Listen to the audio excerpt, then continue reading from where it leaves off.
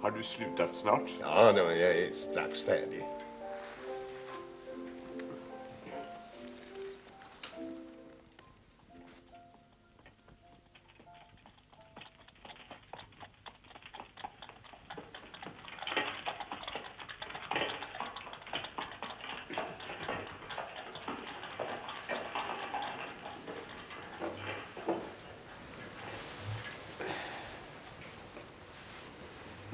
God afton, herr Stölk. God afton, herr konsul. Det är varmt fortfarande. Det är rötmånadsvärme. Och vi har syltat hela dagen. Jaså?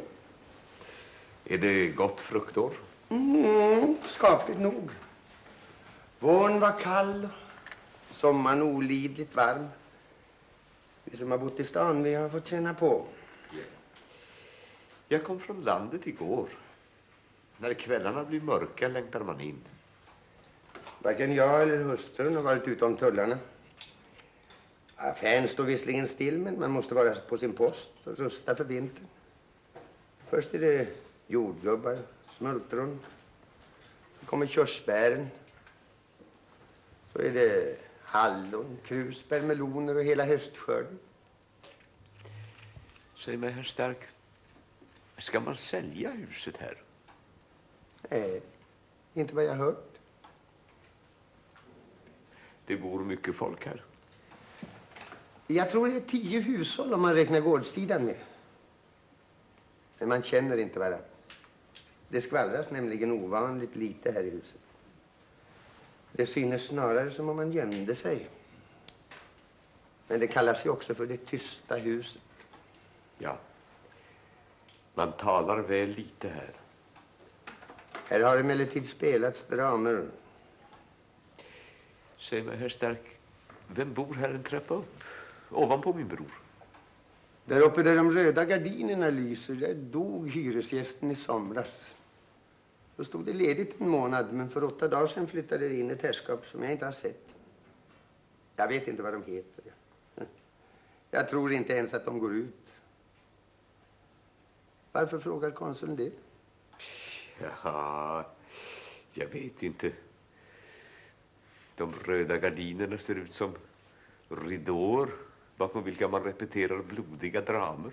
Ja, så inbillar jag mig. Det står en fenixpalm som ett järnris och kastar skugga på en gardin. Om man fick se några figurer.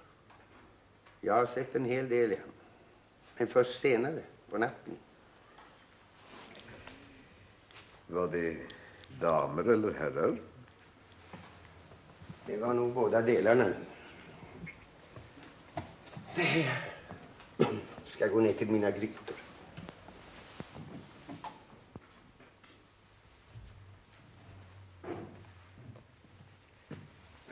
Nu kommer jag strax. Louise ska bara se en knapp i min handske. Tänker du gå ner åt stan då? Ja, vi kanske går ett slag nedåt. Vem var det som du talade med? Det var konditorn bara. Ja, det är en hygglig karl. Mitt enda umgänge här i sommarfesten. Tack, mitt barn. Fönsterna kan gärna stå, för här finns inga myggor. Nu kommer jag. God afton, Louise. God afton, konsul.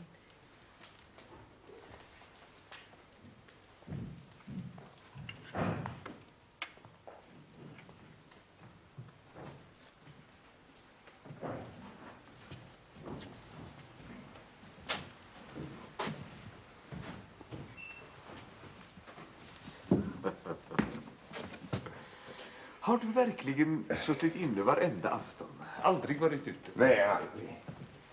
Nej, vet du, de här ljusa kvällarna, det gör mig skygg. Ja, det är nog vackert på landet, men i stan så verkar det på något sätt emot naturens ordning. Nästan hemskt.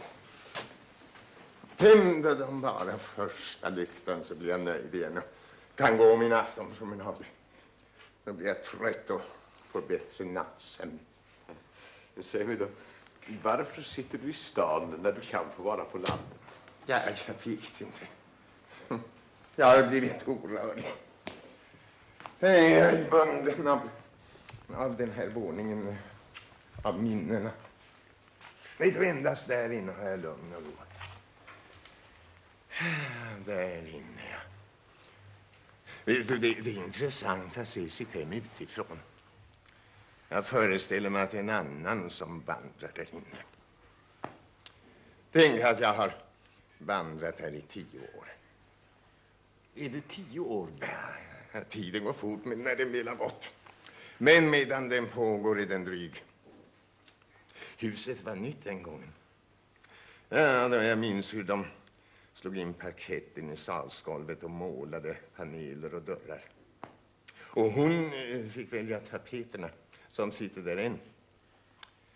Ja, det var det. Konditorn, ja, vid Älvstegården. Han har sina mödor han med. Det är en sån där människa som aldrig lyckas. Han har alltid några bekymmer. Jag har liksom burit hans börda och levat hans liv parallellt med mitt eget. Dricker han då? Nej, slarvar inte. Men ja, han har ingen framfart. Emellertid, han och jag, vi känner husets krönika. Här har det dragit in med bröllopsvagnar och ut med likvagnar. Och den där brevlådan där i hörnet. Den har mottagit förtroenden. Och ni hade ju dödsfall här mitt i sommaren. Ja, vi hade ett tyfusfall. Det var en bankkamrer. Och så stod våningen ledig en månad. Men först kom kistan ut, sedan änkan, barnen och sist möblerna. Ja. Det var här en trappa upp. Ja, där ovanpå hos det nykomna som jag inte känner ännu. Har du inte sett dem heller? Ja, jag frågar aldrig om hyresgästerna. Ja, de som anmäler sig frivilligt mottar jag utan att inblanda mig eller missbruka det. Och så är jag mån om ålderdomens ro. Ja, ålderdomen. Ja. Det är skönt att bli gammal. För då har man inte så långt kvar på rekordet. Ja, visst är det skönt. Vet du, jag gör upp mitt bokslut med liv och människor. Ja, jag har redan börjat packa in för resan. Ensamheten kan ju vara si och så, men när ingen har anspråk på ens person så är friheten munnen. Friheten att gå och komma, tänka och handla, äta och sova efter eget val. Nu rör dig på sig där uppe. Ser du? Ja, det är så hemlighetsfullt. Värst är de nätterna. Ibland är det musik och dålig sådan. Ibland tror jag att de spelar kort. Och sent efter midnatt så kommer det vagnar och hämtar. Jag klagar aldrig på hyresgästerna för då hämnas det och ingen rättar sig. Nej, vet du, det är bäst att inte veta något.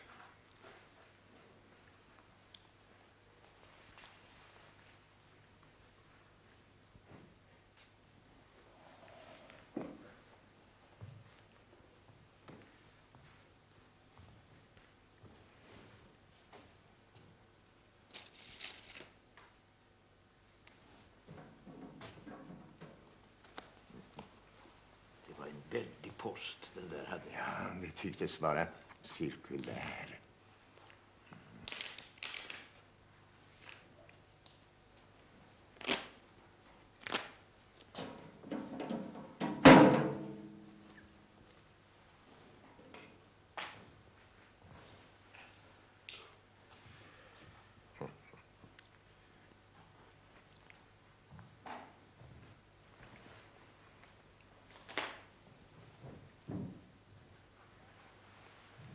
Vem var han själv då? Ja, jag vet inte. Musiker. Jo, det måste vara den nykomna en trappa upp. Att det var han. Vad såg han ut för, tyckte du? Jag vet inte. Musiker, direktör, lite operett. På gränsen till varieté. Kortspelare. Adonis, ja, lite av varje. Till hans vita hy borde ha hört svart hår. Men det här var brunt. Alltså färgat eller förut. Ja. Smocking hemma antyder garderobsorg. Och händernas rörelser när han stoppade ner breven såg ut som blanda, ta av och ge.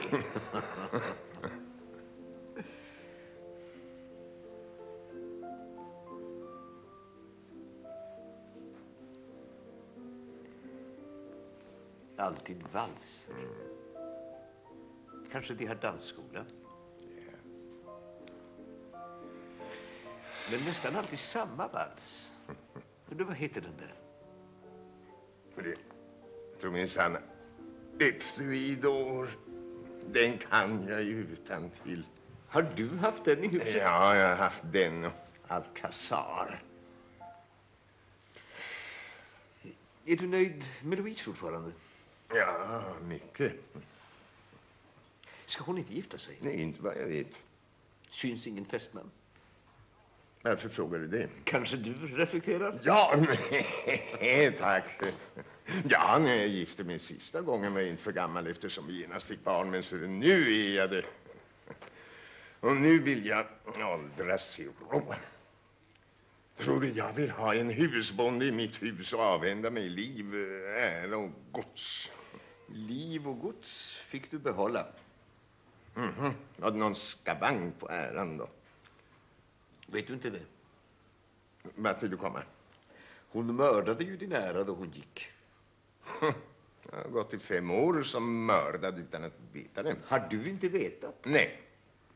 Men så nu ska du i 2 ord få veta verkliga förhållanden. Ser du, när jag vid 50 års ålder gifte om mig med en relativt ung flicka av vars sinne jag vunnit och som utan fruktan eller tvång gav mig sin hand, så lovade jag henne att när min ålder blev tyngande för hennes ungdom skulle jag gå min väg och återskänka henne friheten.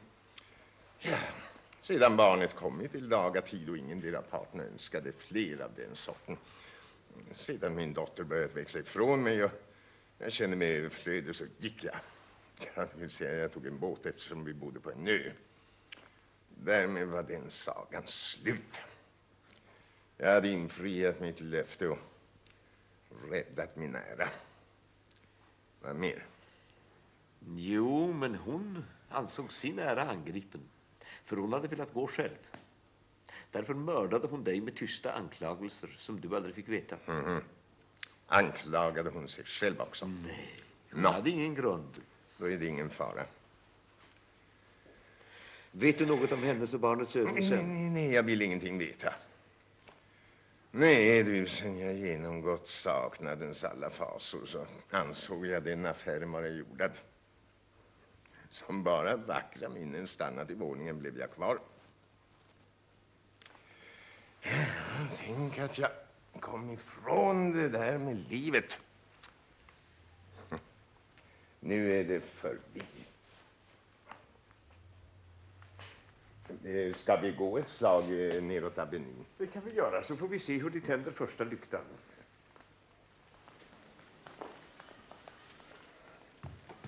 Louise! Var snäll och ge mig min käpp. Ja. Den lätta sommarkäppen, bara att hålla i hand. Livis månsken. Augusti månsken. Jag tror det är fullmåne redan.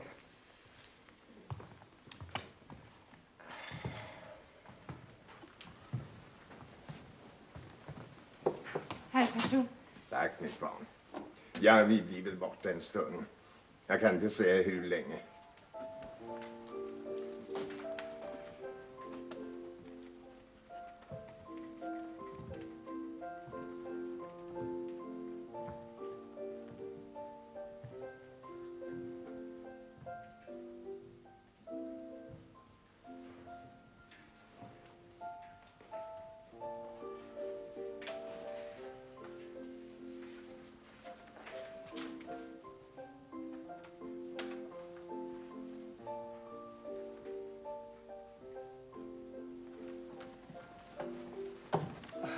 God afton, fröken. God afton. Det är någonting varmt. Har frökens herrar gått? Ja, det gick ut ett slag på Avenyn. Det är första aftonen patron ute denna sommar. Vi gamla älskar skymningen. En döljer så mycket brister hos oss själva och andra. Vet fröken att min gumma håller på att bli blind men vill inte opereras? Det är ingenting att se på, säger hon. Och ibland önskar hon sig vara död med. Det kan så tyckas. Ibland. Ni lever ju ett stilla, vackert liv där inne. I välstånd, utan bekymmer. Aldrig hör jag en röst höjas eller en dörr smällas. Det kanske är lite för lugnt för en ung dam som ni. Nej, bevars. Aldrig har ni främmande heller. Nej, det är bara konsul som kommer. Ja, en sådan broderskärlek har jag sällan sett.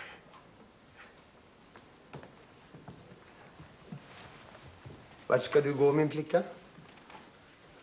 Jag går bara ut och spatserar lite. Det gör du rätt i. Men kom snart igen.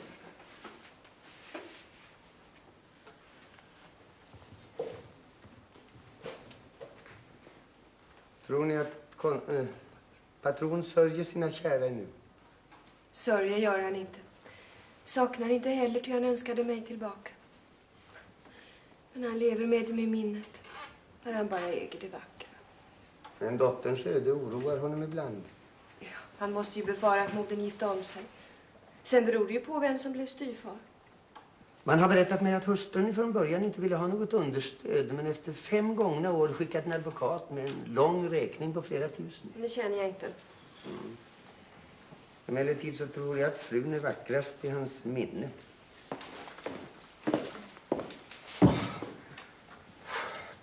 Ursäkta, bor herr Fischer här?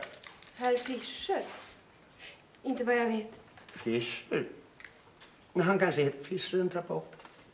Ring på en trappa upp. En trappa upp, tackar så mycket.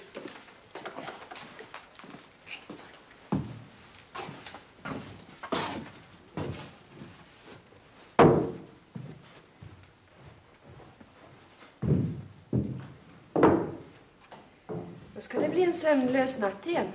När det bärs upp i täljer. Vad är det för folk? Varför syns de aldrig? Det går visst ut bakvägen. Jag har aldrig sett dem. Men jag hör dem. Jag har också hört. Dörrsmällar och korksmällar och kanske andra smällar med. Som en blixtrar. 1, 2, 3. Nej. Det var bara konblixt. För det hörs inte ett dunder. Stark lilla, kom ner och hjälp med sockerlagningen. Ja. Jag kommer, min gumma. Vi håller på att sylta. Kom nu då. Ja. Jag kommer. Jag kommer.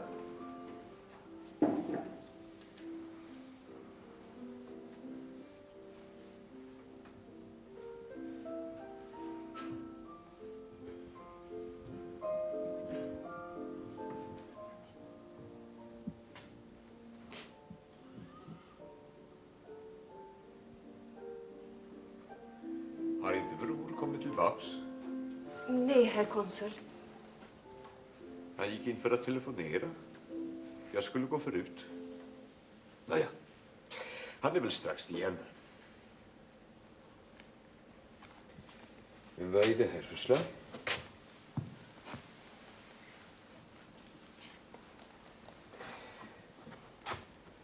Vad står det? Boston Club efter midnatt. Fischers. Vem är Fischers, vet du visst det? Det var nyss en karl med vin som sökte en Fischer en trappa upp. En trappa upp. Fischers. Den röda rullgardinen lyser som en cigarrlykta om natten. Jag tror att vi har fått dåligt sällskap i huset. Vad är Boston Club? Ja, det kan ju vara något rätt oskyldigt. Dock i det här fallet vet jag inte. Men hur är brevkortet? Det var han som tappade det nyss. Då lägger jag det här i lådan.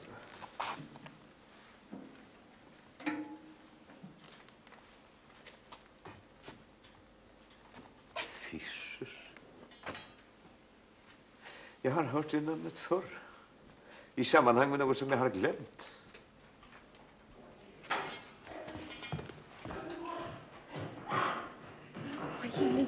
för sig där uppe? Dödar de varann? Nu skrek det igen i trappuppgången.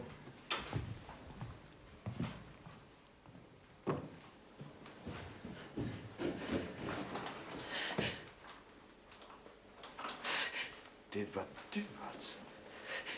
Min svägerska for. Hur kom du i detta hus?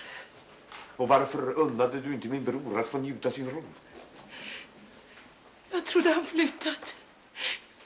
Jag rör inte för det. Nej. Var inte rädd. Du ska inte vara rädd för mig, Gerda. Kan jag hjälpa dig?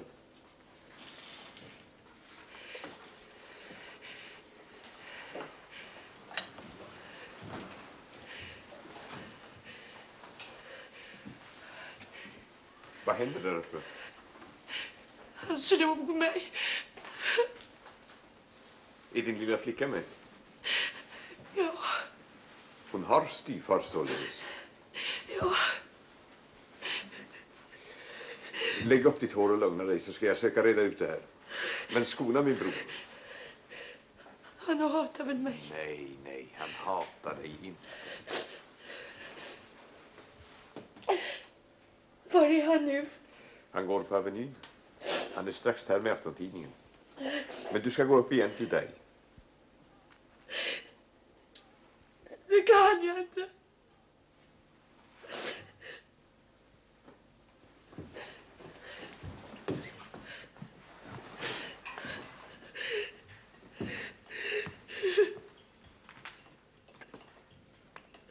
Jag kan inte återvända till den mannen. Vem är han? Och vad? Han har varit sångare. Har varit? Och är nu? Äventyrare? Ja. Håller spelhus? Ja. Och barnet? Lockfågel? Säg inte så. Det är rysligt. Äsch. Nej, du tar alldeles för hårt på det här. På snusk ska man ta fint, så fint. Men en rättfärdig sak ska man snuska ner. Varför skändade du hans ära? Varför narrade du mig att bli din medbrottsling? Han övergav mig ju. Och det var skymf. Inte för dig. Din ungdom skyddade dig från skammen. Han skulle ha låtit mig gå. Varför det? Varför vill du ha vanära på honom? En måste ju ha det. Jag kan inte fatta dina tankar som bara går på hat. Men om vi nu lämnar det där och tänker på att rädda hans barn, vad ska vi då göra? Det är mitt barn. Lagen har tilldömt med henne. Och min man är hennes far. Tyst. Han kommer. Det är han.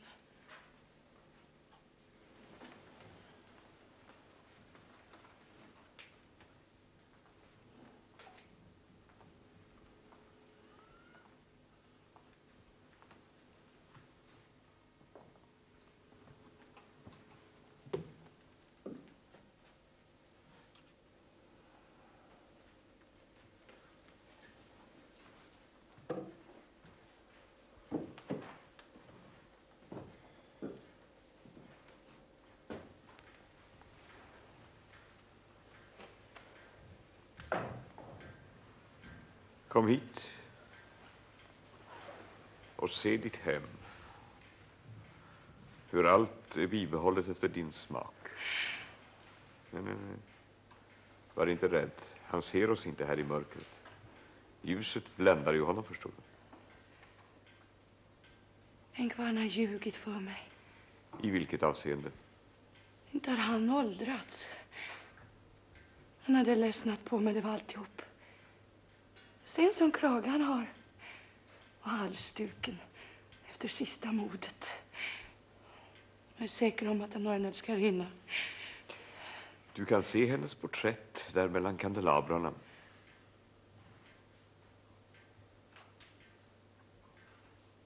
Men det är ju jag. Och barnet. Älskar han mig än? Ditt minne? Vad underligt.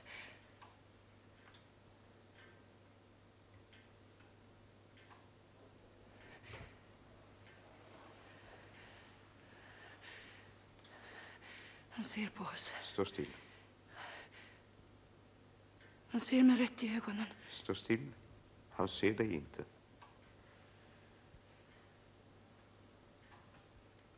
Han liknar en död man. Han är ju mördad. Varför ska du säga sådant?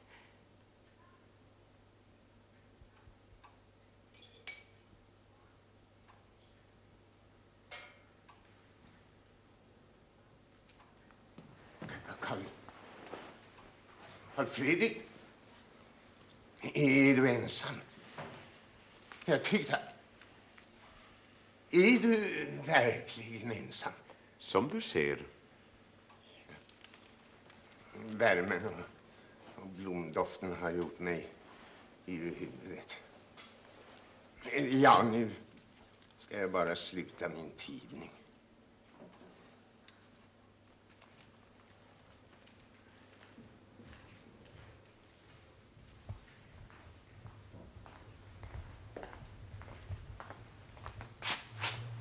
Och nu till dina angelägenheter.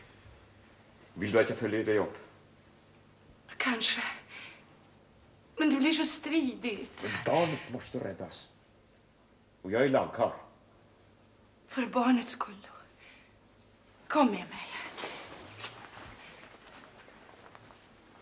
Carl Fredrik, kom och spela schack. Carl Fredrik! Carl Fredrik!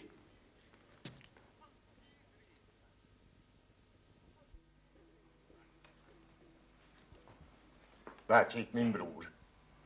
Han var här utanför nyss. Han kan inte vara långt borta.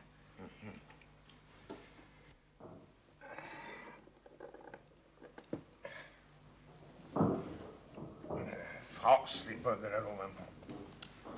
Det är som om de trampade mig på huvudet.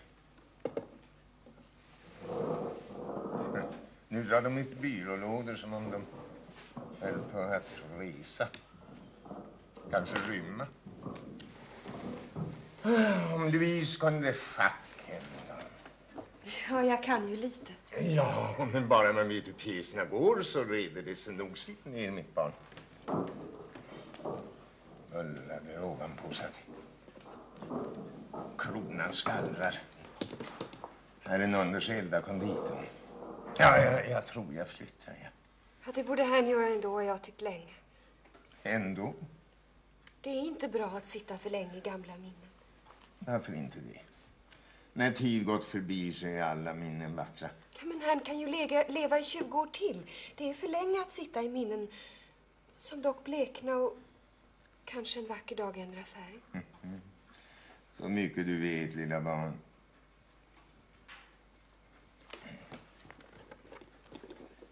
Börja nu.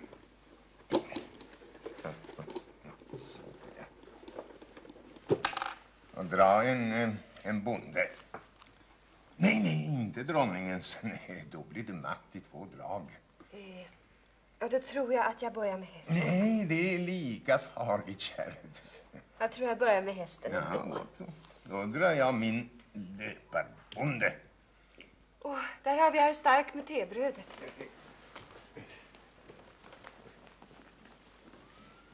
Han går så tyst som en liten råtta. Ja, det var inte igår som herr Stark såg den här våningen. Nej, det är jämt 10 år sedan nu. Då ni kom med bröllopstårtan. Jaha. Är det så likt? Ja, det är likadant. Ja. Palmerna har vuxit förstås, men annars... Ja, det är så likt. Ja, och blir tills ni kommer med begravningstårtan. Efter en missålders ändras ingenting. Allting stannar. Man rör sig framåt bara som en kälke på sluttningen. Så är det. Jaha. Och på det sättet är det bra. Ingen kärlek, inga vänner. Bara lite sällskap i ensamheten. Och då blir människor utan inträngens personlighet. Skål.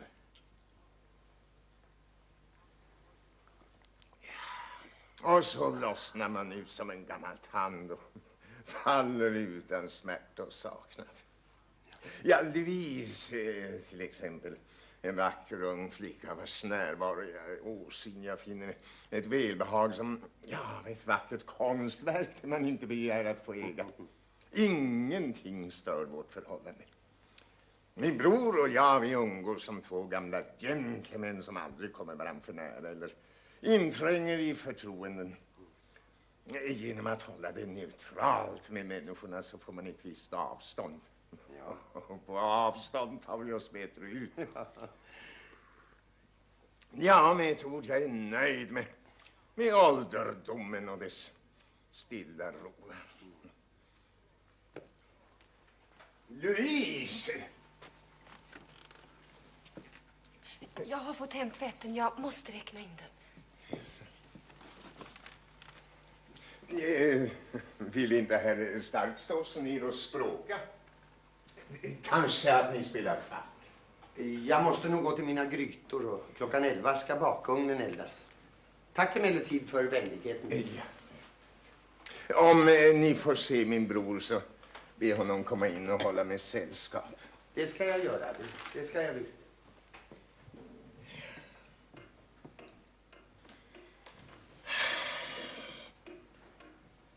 Mm.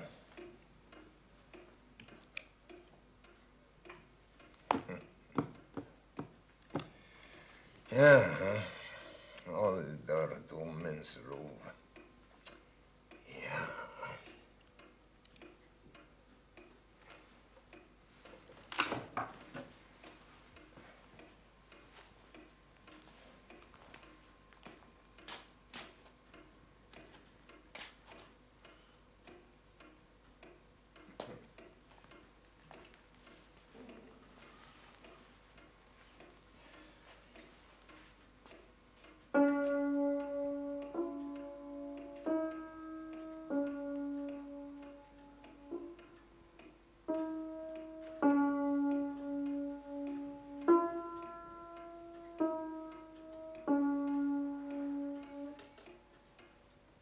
Louise!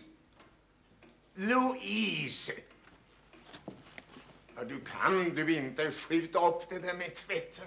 Nej, det är omöjligt. För tvätterskan har brått. Hon har man och barn som väntar på henne.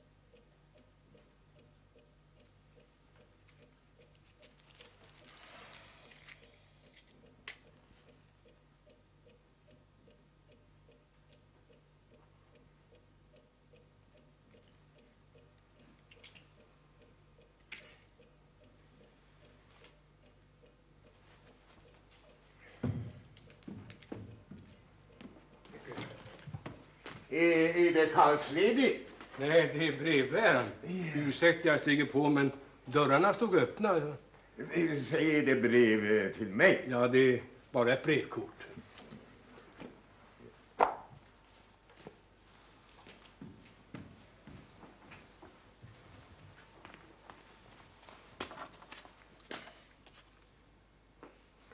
Fischerien. Boston Club. Ja, visst, jag den ovanpå. Ja, han med vita händerna i smoking. Och till mig. Oförskämt. Jag måste flytta. Fischer. Är det Karl Fredrik? Är det Iskar? Ja. Ja, det ska bli riktigt skönt att vi får is i den här värmen. Nej, akta buteljerna i låren. Lägg stycket på kant.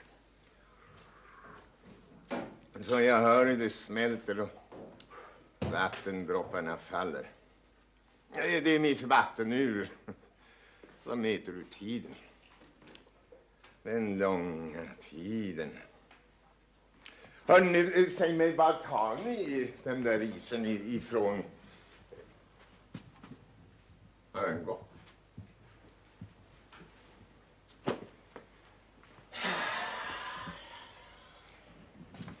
Alla går hem för att höra sin röst och få sällskap.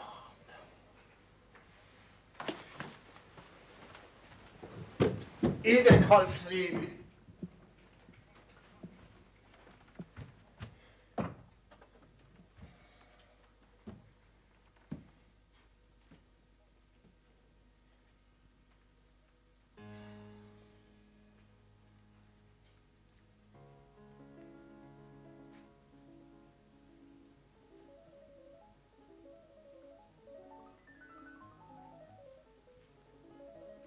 Vem är det som spelar?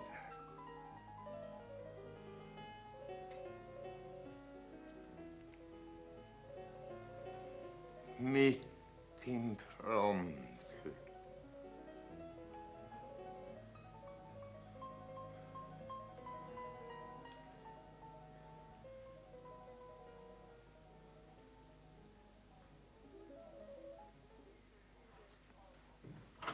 Är det Carl Fredrik? Det är jag. Men var har du varit så länge? Jag hade en affär att reda ut. Har du varit ensam? Ja visst, kom och spela schack nu. Jag skulle hellre vilja prata. Och du kunde också behöva höra din röst. Ja, det är visst och sant. Vi kommer så lätt in i det förflutna. Så glömmer man det närvarande. Finns ingen närvarande. Nej då, det som nu går, det tomma intet. Framom eller bakom. Helst framom. Där ligger hoppet. Hoppet? Om vad? En förändring. Väl, du vill säga att du fått nog av ålderdomens ro? Ja, kanske. Säkert alltså. Nå, om du nu finge välja mellan ensamheten och det förgångna. Inga spöken dock. Dina minnen då? Ja, men de spökar inte. Det är mina dikter på vissa verkligheter. Men om de döda skulle gå igen, det vore spöken. Ja, i alla fall i minnet då. Vilken av de två ger den vackraste hägringen? Kvinnan eller barnet? Båda. Jag kan inte skilja på dem. Därför försökte jag aldrig få behålla barnet. Men var det rätt handlat? Tänkte du aldrig på möjligheten av en styvfar? Nej, jag tänkte inte så långt då. Men senare så har jag nog reflekterat över den saken. En styvfar som misshandlade, kanske förnedrade din dotter.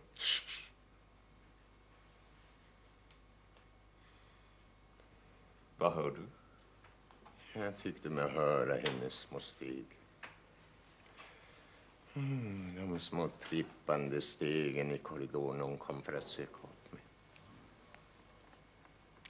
Det var nog barnet som var det bästa. Att se denna lilla varelse som ingenting fruktade. Ingenting anade av livets svek. Inga hemligheter hade.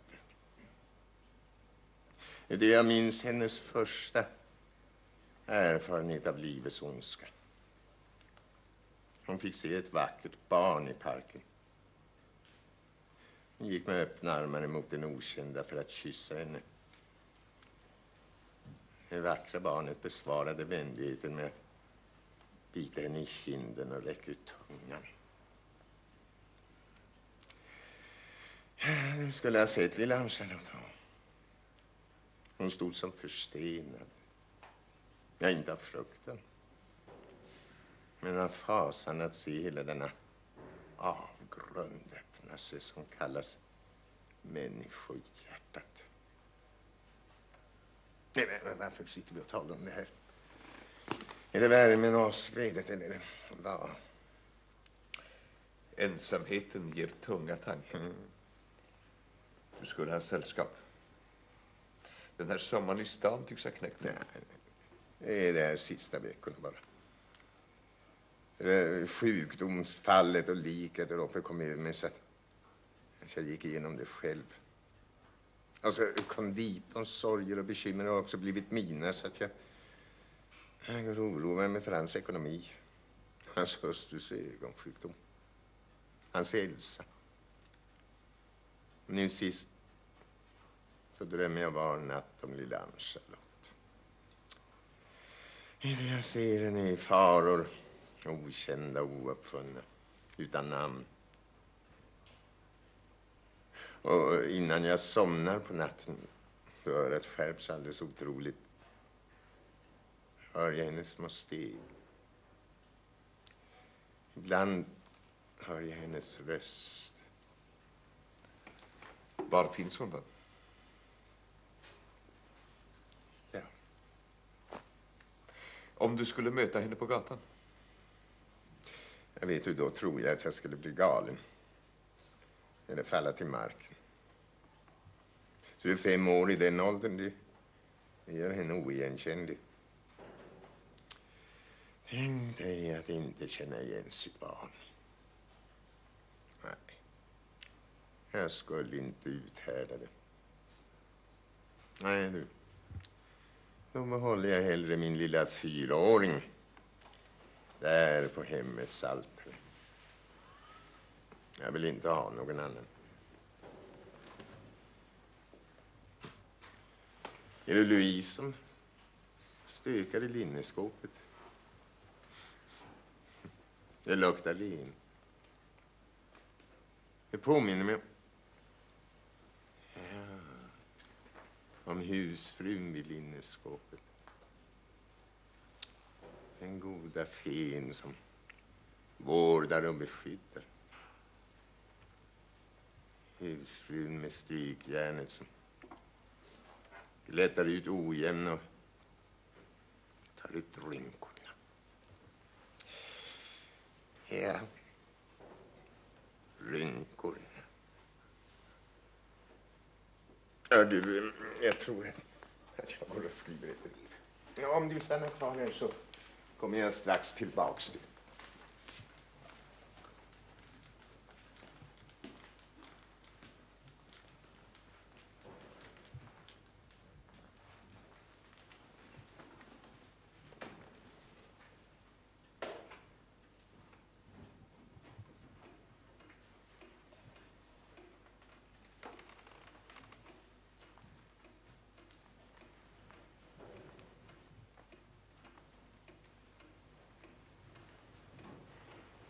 Är du...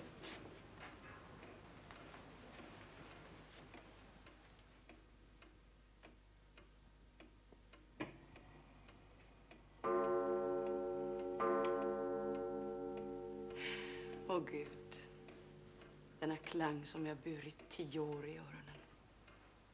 Detta ur som aldrig gick rätt, men mätte ut 5 års långa timmar, dagar som nätter.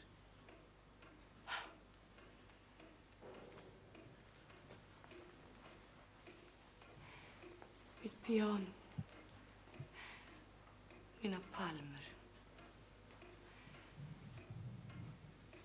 matbordet. Det har han hållit i ära, blankt som en sköld. Min buffé. Med riddaren och Eva. Eva med äpplena i korgen. I högra lådan längst in låg en termometer. Jag undrar om den ligger kvar.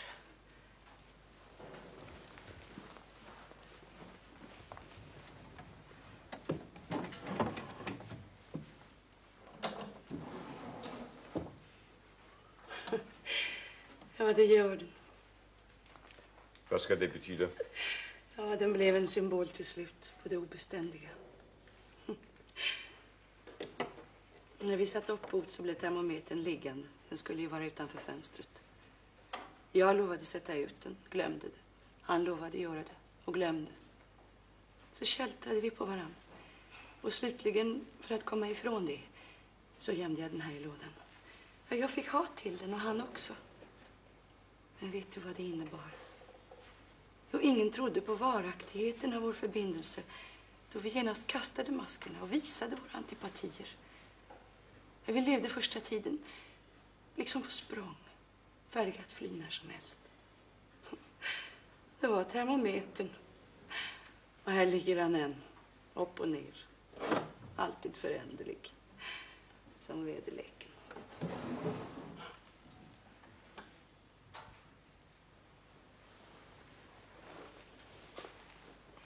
Mitt schackspel som han köpte för att fördriva den långa väntans dagar.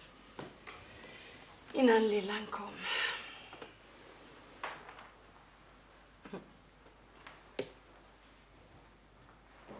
Vem spelar han nu med? Med mig? Var är han? Han är inne i sitt rum för att skriva ett brev. Var? Här. Och här har han gått i 5 långa år. I 10 år. 5 år ensam. Han älskar ju ensamheten. Jag tror att han har fått nog. Visar han ut mig? Pröva. Du riskerar ju ingenting, för han är alltid artig. Den där bordlöparen har jag inte gjort. Det vill säga, du riskerar att han frågar efter barnet. Ja, men det är ju han som ska hjälpa mig att återfinna det. Vart tror du Fischer har begett sig? Och vad är avsikten med denna flykt? Ja, komma ur det obehagliga grannskapet först. Sedan får mig löpa efter. Flickan vill han ha som gisslan. Och sedan uppfostra till balletten då hon verkligen visat fallenhet och anlag. Balletten? Det får fadern inte veta. För han hatar estrader. Estrader? Jag har också varit där. Du? Ja, jag har ackompanjerat. Stackars Gerda. Men varför det? Jag älskade det livet. Och när jag satt fången här så var det inte fångvaktarens fel utan fängelsets. Att jag vantrivdes. Och nu har du fått nog. Nu älskar jag lugnet och ensamheten. Och mitt barn framför allt. Tyst. Han kommer. Nu lämnar jag dig. Tänk inte på vad du ska säga. Det ger sig självt som nästa drag i schackspelet. Jag fruktar mest hans första blickar. I dem kan jag läsa om jag förändrat mig till min fördel eller nackdel. Om jag blivit gammal och ful. Om han finner dig åldrad vågar han nalkas dig. Finner han dig lika ung har han inget hopp. Och han är mer anspråkslös än du tror.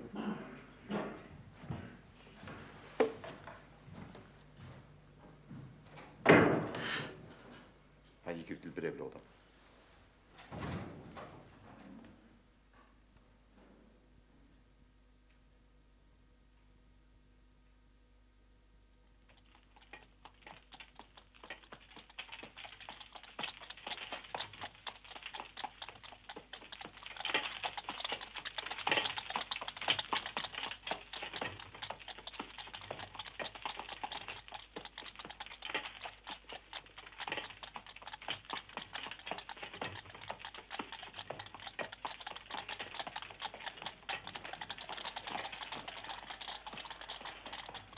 Jag går aldrig igenom det. Hur ska jag kunna be honom om hjälp till denna skilsmässa? Det är för oblygt. Stanna. Du känner ju hans godhet utan gränser. Han hjälper dig för barnets skull. Nej, nej. Och endast han kan hjälpa.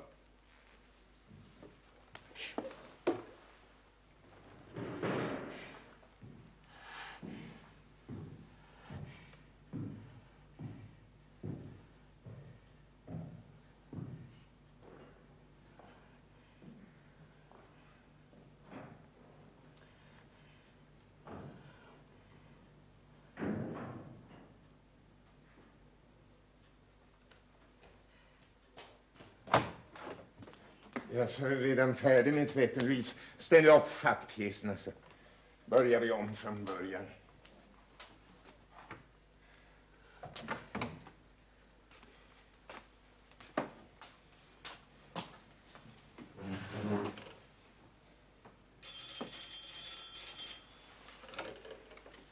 Ja, hallå. Nej, yes. Jag ser det, mamma. Goddag. Jo, tack. Bra. Ja, vi sitter redan vid schackpjäset. Men hon är lite trött efter lite bråk hon har haft. Ja, nej, det är över nu. Allting är bra. Ja, bagateller bara. Om det är varmt? Ja, Oskar har gått över våra huvuden. Mitt över oss. Men den slog inte ner. Nej, det var blindalarm. Vad sa du? Fischer? Jo, men de hade visst börjat resa, hur så? Nej, jag vet ingenting. Jaså. Jo, den går, låt mig se här, 6:15. Ja, yttre vägen genom skärgården och anländer, låt mig se här, 8:25. Så hade ni roligt då? ja, han är för tokig när han sätter den sidan till. Vad sa Marie om det? Alltså, hur vi har haft det i sommar? Jo, tack. Louise och jag har hållit varandras sällskap. Ja, hon är så snäll och hygglig så. Ja, hon är så bra så. Nej, tack mamma, inte det. Så mina ögon. Jo, jag blir närsynt. Ja, vet du, jag säger som konditorns gumma. Det är ingenting att se på. Nej, jag önskar jag vore döv också. Döv och blind. Grannarna ovanpå bullrar så förskräckligt om nätterna. Ja, någon slags spelklubb. Nu avbröt de genom att lyssna. Hallå. Ja, tänk att de avbryter genom att lyssna. Jag hörde alltså imorgon klockan 6:15. Ja, tack detsamma, mamma. Ja, det ska jag visst. Adjö, mamma. Adjö.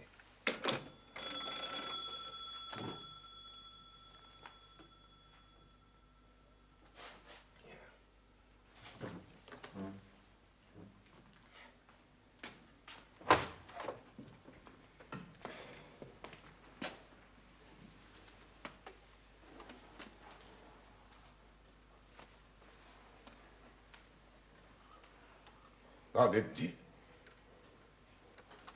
Var det inte Louise nyss?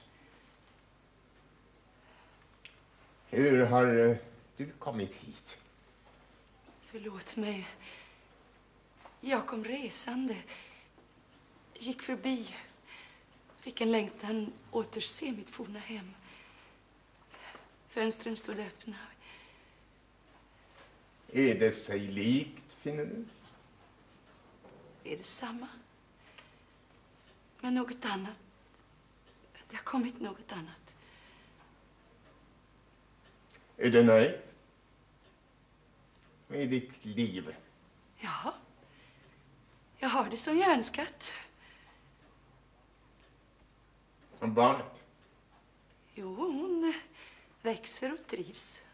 Och har det gott. Jag ska inte fråga mer. Önskar du något av mig? Kan jag vara dig till någon tjänst? Tackar dig, men jag behöver ingenting.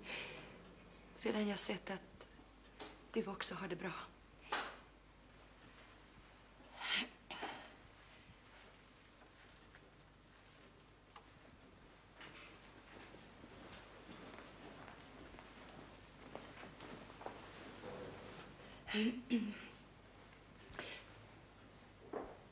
Ville du se han, Charlotte? Nej, tack, jag tror inte det.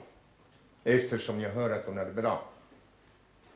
Nej, det är så svårt att ha med en som bakläxor som man egentligen kan fastän läraren inte tycker så. Nej, så långt ifrån det där. Jag var på helt andra vägar. Jag har så svårt att knyta an till det förflutna. Ja, det är med svårt att vara ohövlig, men jag vill inte sitta ner. Det är en annan mans hustru. Du är inte samma kvinna som jag skildes ifrån. Jag är så förändrad. Så främmande. Röst, blick. Sätt. Har jag åldrats? Ja, det vet jag inte. Jag kan knappt säga du, så vilt främmande känner jag ju. Jag förmodar att det skulle vara samma förhållande med min dotter. Tala inte så där. Jag önskade hellre att du vore vred. Varför skulle jag vara vred? För allt ont jag har gjort dig. Har du? Ja, det känner jag inte. Läste du inte stämningen? Nej, den lämnade jag till advokaten. Och domen då? Den har jag inte heller läst. Nej, eftersom jag inte ämnar gifta om mig så behöver jag inte såna papper.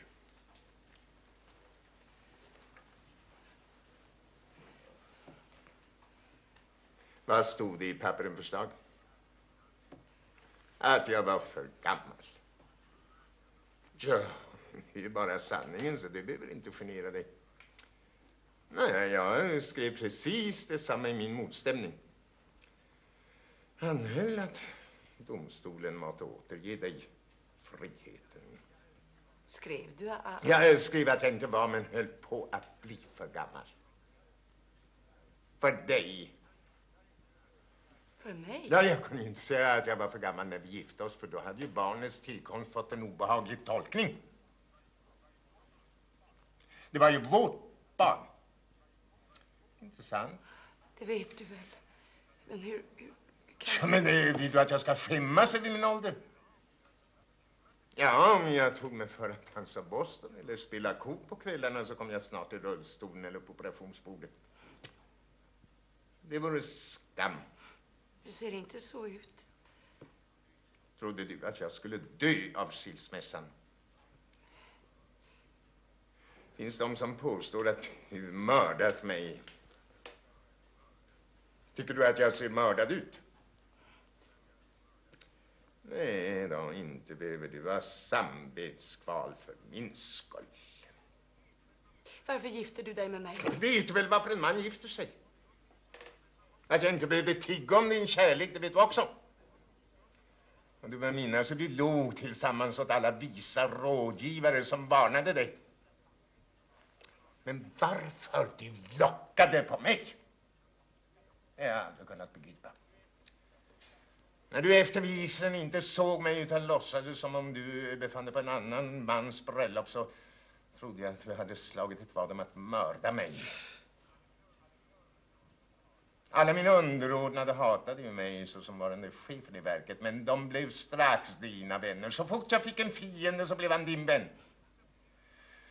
Vilket kommer att säga att du ska inte hata dina ovänner, sant. Men du ska heller inte älska mina ovänner. Men till så vi hade dig så började jag packa in. Men först ville jag ha ett levande vittne på att du farit med osanning. Därför väntade jag ut villans ankomst. Tänk att du kunde vara så falsk. Jag blev förtigen, men jag ljög aldrig. Du förvandlade småningom mina vänner till detektiver. Du förledde min egen bror till trolöshet mot mig. Men det värsta av allt, du insmög tvivel om ditt barns äkta börd. Genom ditt tanklösa prat. Det har jag tagit tillbaka. Ett utfluget ord kan inte tas vid vingarna igen. Jag säger att det falska ryktet nått fram till barnet som anser sin mor vara en... Jo, det är sant. Du byggde ett helt torn på en lögngrund. Nu ramlar lögntornet över dig. Det är inte sant. Det är sanningen. Jag träffade Ann-Charlotte nyss. Har du råkat? Ja, jag mötte henne i trappan. Hon kallade mig onkel. Vet du vad onkel är? En äldre vän till huset och modern. Jag vet att i skolan kallade de mig också för onkel. Rysligt för barnet. Har du råkat? Ja, men det behöver jag inte tala om för dig. Jag har inte rätt att tiga. Det var mötet så smärtsamt så jag strökte mitt minne som om det aldrig hade existerat. Vad kan jag göra för att upprätta dig? Du! Inte kan du ge mig upprättelse. Det kan jag bara göra själv. Det vill säga, jag har redan fått upprättelse. Kan jag inte gottgöra? Kan jag inte be dig förlåta? Vad menar du? Återställa. Reparera. Vill du återknyta? Börja om! Återinsätta dig som husbonde över mig. Nej, tack. Jag vill inte ha dig. Detta skulle jag höra. Känn på.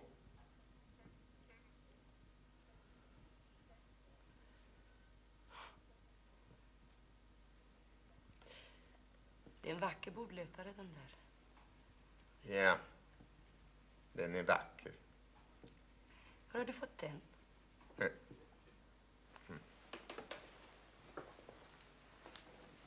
Jaså, i den räkningen.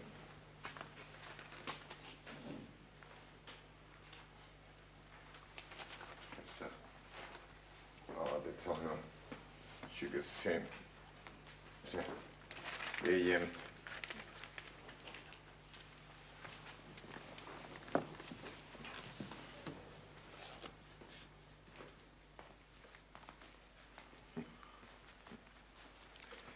Stackars Gerda.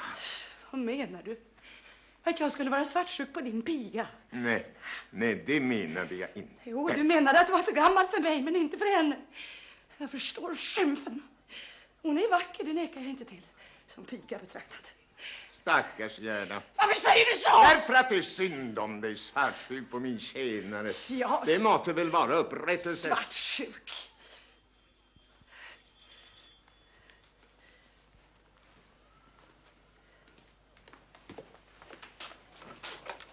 Hallå?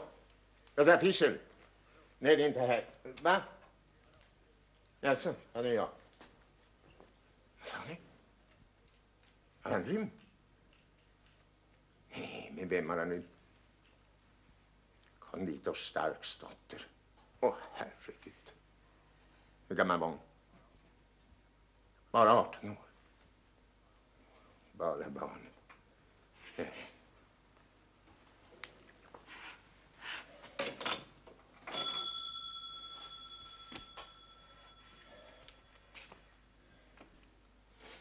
Att han rymde visste jag. Men med en kvinna. Nu är du glad. Nej, jag är inte glad. Hur är väl det soulagerar mitt sinne när jag märker att det finns rättvisa i världen. Livet löper fort. Nu sitter du där jag satt. Hennes 18 år. Mot mina 29. Gammal. För gammal för honom. Ja, allting är relativt. Men nu till en annan sak. Var är ditt barn? Mitt barn. Det hade jag glömt. Och mitt barn, herregud. Hjälp mig. Han har tagit barnet med sig. Han älskade Ann-Charlotte som sin egen dotter. Följ mig till polisen. Följ mig. Ja, följ mig. Nej, jo, nu begär du för Följ mig. Hjälp mig. Hjälp mig. Hjälp mig. Snälla Karl Fredrik, ta en droska.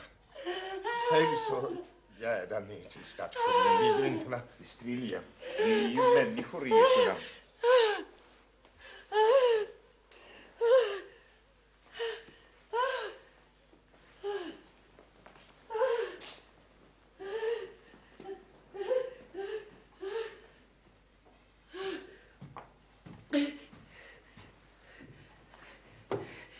Det börjar regna. Låna mig en paraply.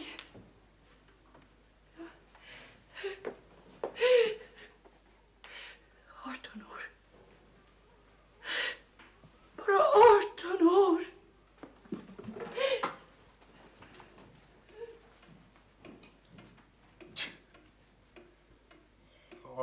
Ålderdomens ro.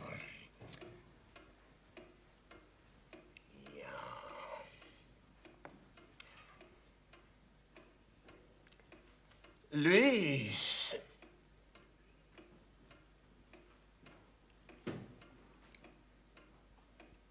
Kom och spela schack med mig.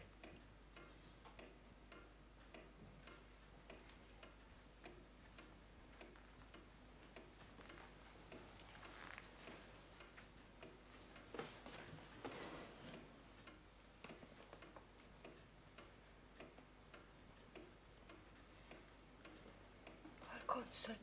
Ja. Han gick ut ett ärende.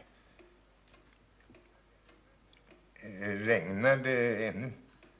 Nej, nu håller det uppe. Ja. Då går jag ut och svalkar mig en tag.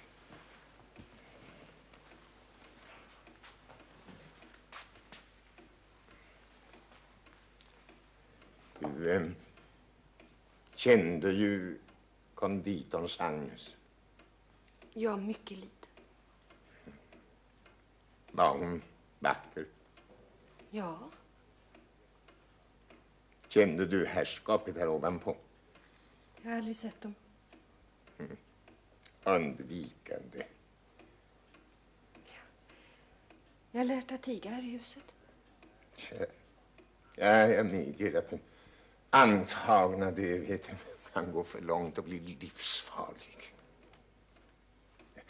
Håll teet i ordning. Så går jag ut och svalkar mig. Och en sak. Du ser vad som här försiggår. Fråga mig ingenting. Jag? Nej, herr. Jag är inte nyfiken. Tack, mitt barn.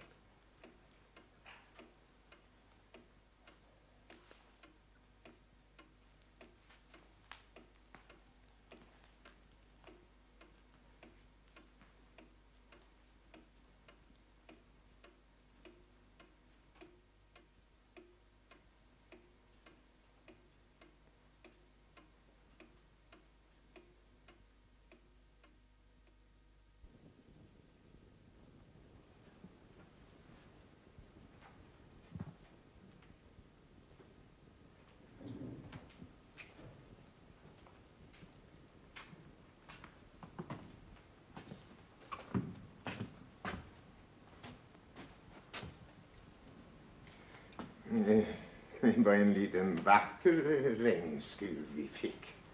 Alldeles välsignad. Så nu kommer hallonen igen. Yes. Då ska jag be att få tinga på några liter för vi har tröttnat på att sitta själva. Vi ligger bara och jäser och möglar. Jag känner till det. Man ska gå och valla på syltburkarna som på okynniga barn. Det finns de som lägger i salicylsyra, men det är bara nya knep som jag inte är med om. Salicyl? Ja, det ska ju vara antiseptiskt. Det kan ju vara bra. Ja, det smakar av det. Och knep är det. Ja, hörni, säg mig, har herr Stark telefon? Nej, jag har ingen telefon.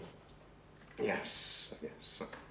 Varför frågar Henry? Ja, jag tänkte bara... Man behöver ju telefon ibland. Beställningar och viktiga meddelanden. Kan så vara.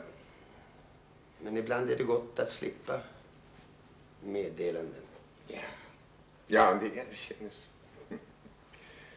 Det erkännes. Ja, jag får alltid hjärtklappning när det ringer upp.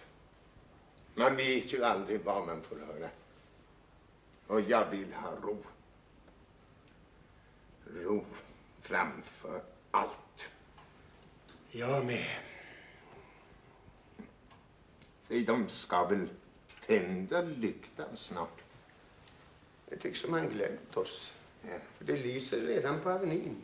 Nej, ja men då kommer han snart. Ja, det ska bli riktigt skönt att få se sin gamla lykta igen.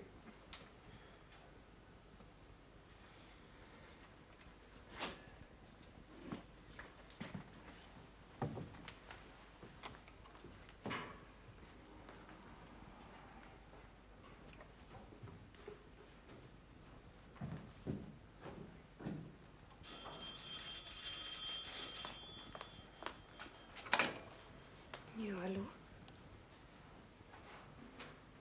Nej, han är inte inne. Jo, tack. Vad nytt?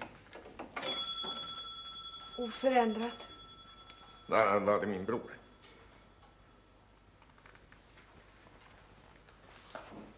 Nej, det var frun. Vad vill hon? Tala med patron. Det vill jag inte. Ska jag trösta min bödel? Jag har gjort det förr. Men nu är jag trött på det.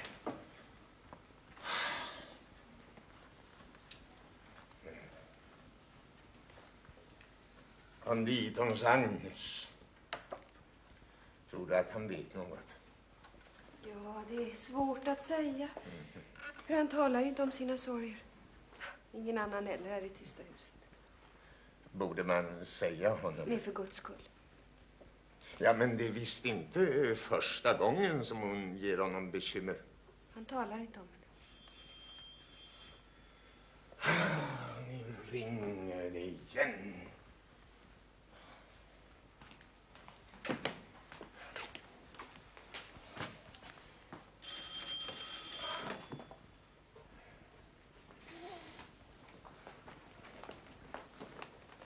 Nej, svara inte.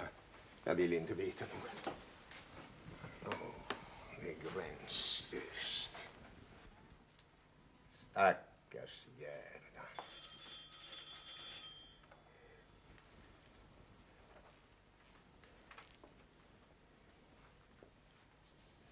Det är bättre att få visshet.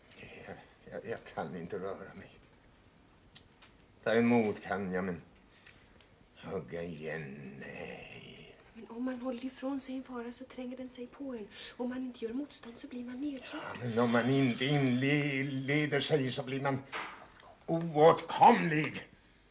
Ja, allting leder sig bättre bara man inte trasslar till det med ingripanden.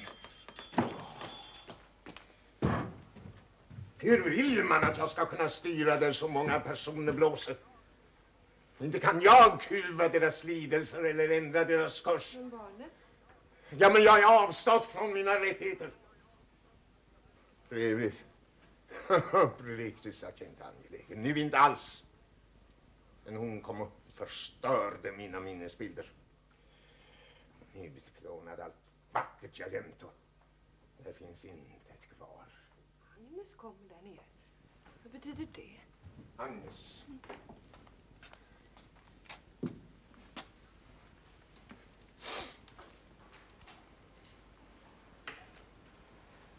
God afton, mitt barn. Var har du varit? Jag har varit ute och gått. Mamma har frågat efter dig flera gånger. Jaså? Ja, jag kommer ju nu. Gå ner och hjälp henne elda lilla ugnen, är du snäll. Är hon ond på mig då?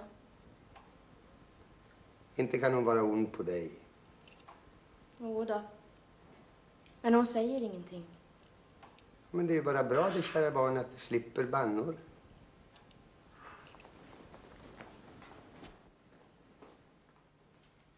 han eller vet han inte? Måtte han leva i sin okunnighet. Vad har hänt? En brytning? Vad sa frun i telefon? Hon ville tala med henne. Hur lät det? Hon är upprörd. Ja. Finner det ganska löjligt att vädja till mig i en sån angelägenhet. Men barnet? Tänk att jag mötte min dotter i trappen nyss. När jag frågade om hon kände igen mig så kallade hon mig för onkel. Så sa hon att hennes pappa bodde där uppe. Han är ju styvfar. Har alla rättigheter. Han har suttit utrotat mig. Utplånat mig. Det stannar en droska i hörnet. Måtte de inte komma igen bara så att jag får den på halsen. Tänk att höra sitt barn lovsjunga sin far, den andra. Och så börja om den gamla historien. Varför giftade du med mig? Det vet du väl. Men varför ville du ha mig? Det vet du väl. Och så vidare till världens ända. Det är konsuln som kommer. Ser han ut? Han gör sig inte bråttom. Tänker över vad han ska säga. Ser han nöjd ut? Ja, mer betänksam. Ja, det var så alltid. Har han kommit i närheten av den kvinnan så blev han trolös mot mig. Hon kunde charmera alla utom mig. För mig var hon den råa, simpla, fula och dumma. För andra var hon den fina, sköna, intelligenta. Allt ett hat som min självständighet reste omkring sig samlade sig kring henne som en oändlig sympati för den som gjorde mig orätt. Genom henne sökte det behärska, influera mig, såra mig, döda mig slutligen. Nej, jag ska väl gå ut och öppna för konsuln. Ja, det här ovädret ska väl också gå över.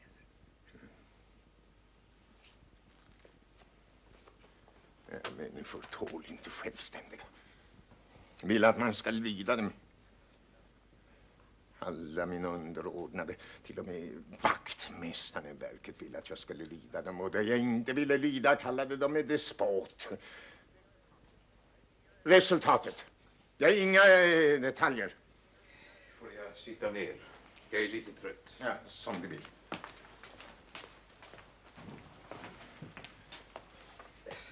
Var är mitt barn? Får jag börja med början? Börja. Jag kom ner till stationen med Gerda. Vid biljettluckan såg jag honom och Agnes. Så Agnes var alltså med? Ja. Och ditt barn. Gerda stannade utanför och jag gick fram. I samma ögonblick lämnade han Agnes biljetterna. Men när hon fick se att de var till 3:e klass kastade hon dem i ansiktet på honom och gick ut till en droska. Usch.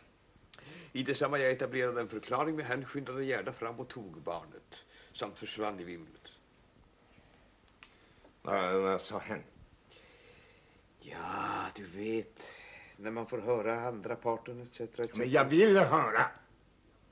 Men naturligtvis inte så dålig som vi hade tänkt oss. Han hade också sina sidor. Just så. Ja, jag kunde tänka mig det. Men du vill väl inte att jag ska sitta här och höra lovtal över min fiende? Inte lovtal, men förmildrande omständigheter. Ville du någonsin höra på mig när jag talade med dig om vissa saker? Ja, du hörde. Du svarade med ogillandets tystnad som om jag satt och ljög. Du stod alltid på det orätta sidan och du trodde bara lögn. Och detta därför att du var förtjust i Gerda, men det fanns också ett annat skäl. Säg inte mer nu, bror. Du ser bara från din synpunkt. Hur vill du att jag ska se mitt förhållande från fiendens synpunkt? Jag kan väl inte lyfta hand mot mig själv? Jag är inte din fiende. Jo, när du är vän med den som gjort mig orätt.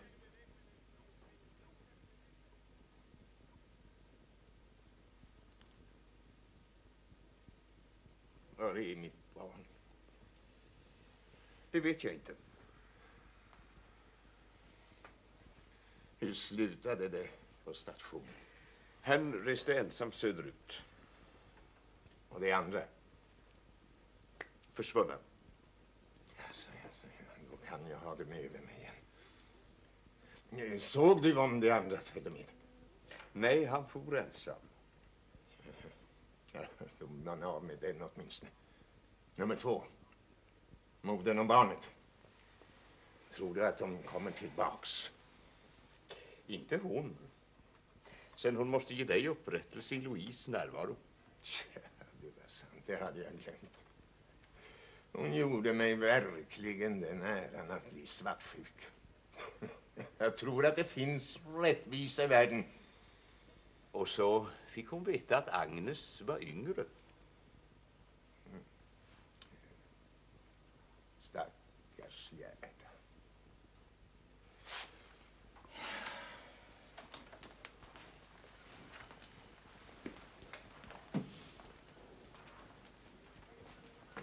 Men det får man inte säga till människorna att det finns rättvisa. En hämnande rättvisa, för det är bara osant att de älskar rättvisan.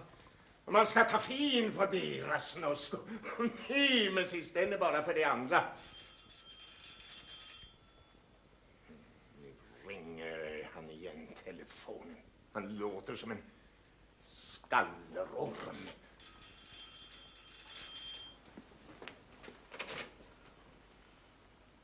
Ja, hallå? Ja. Yes. Jaha. Ja, det ska jag hälsa. Tack. Stackormen.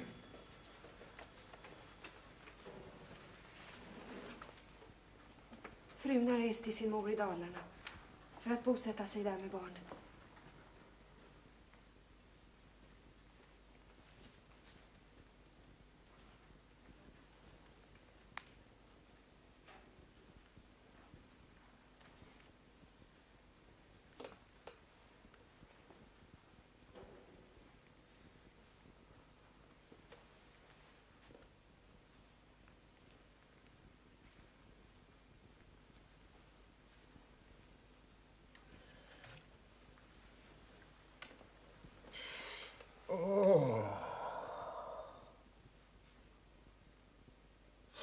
Mor och barn på landet.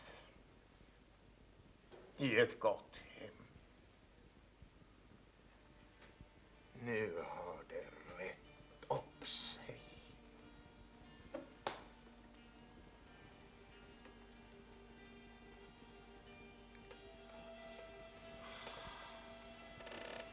Frun bad mig gå upp och släcka i våningen. Gör det, mitt barn.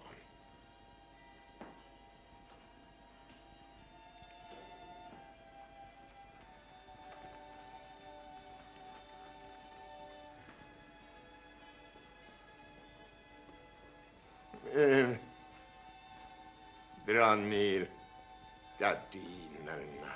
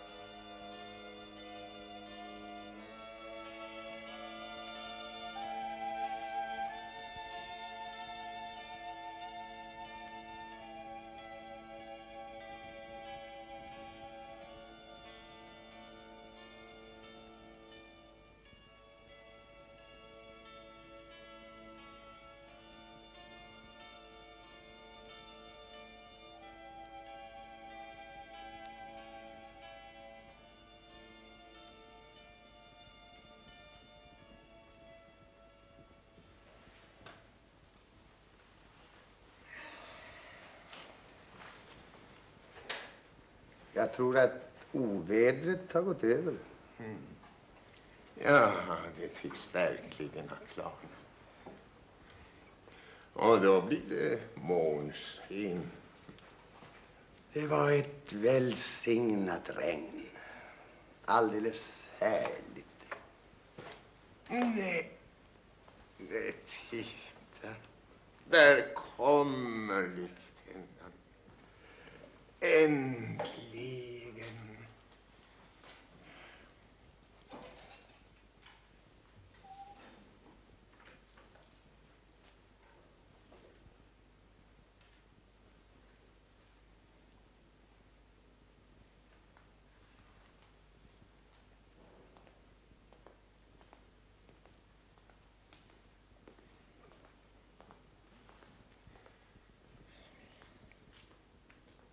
Den första lyktan.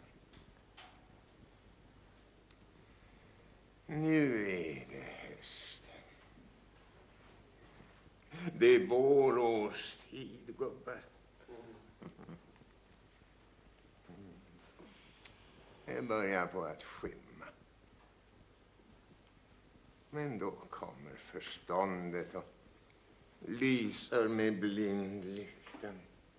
Att man inte går villovägar. Louise, stäng fönstret och dra ner gardinerna. Så får minnena gå och lägga sig att sova i ro. Ålderdomens ro.